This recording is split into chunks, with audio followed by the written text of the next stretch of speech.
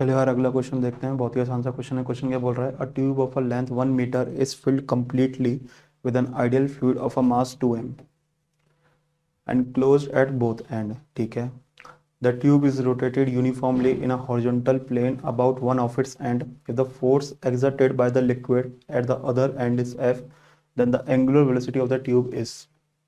तो इतना दे रखा है तो अपन को अल्फा का वैल्यू फाइंड करना है। ठीक है।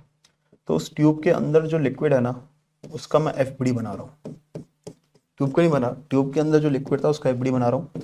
तो ये वाला फोर्स एफ दे रखा है। बेसिकली तुम ऐसा समझ सकते हो कि ये ट्यूब है और ट्यूब के अंदर क्या लिक्विड है, ये लिक्विड था।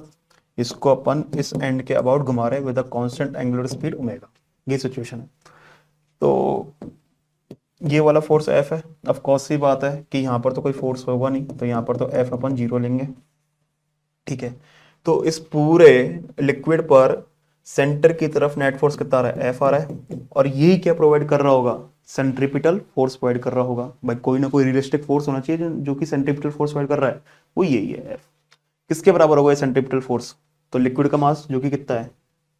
2m है, into omega square into R. अब आर कौन सा लेंगे? बेसिकली यहाँ पर जो एस्केलेशन लेंगे अपन, किसका लेंगे? सेंटर मास का। भाई एफ नेट बराबर एम एम ए, किस पॉइंट का एस्केलेशन होता है? सेंटर मास का।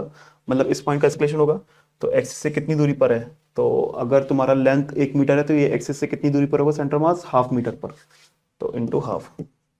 तो 2 से 2 निपटा। ओमेगा स्क्वायर का वैल्यू कितना आ रहा है? F by M. तो ओमेगा का वैल्यू कितना आ रहा है? Under root of F by M. मेरे हिसाब से अल्फा का वैल्यू कितना आ जाएगा? बना जाएगा आसान से क्वेश्चन।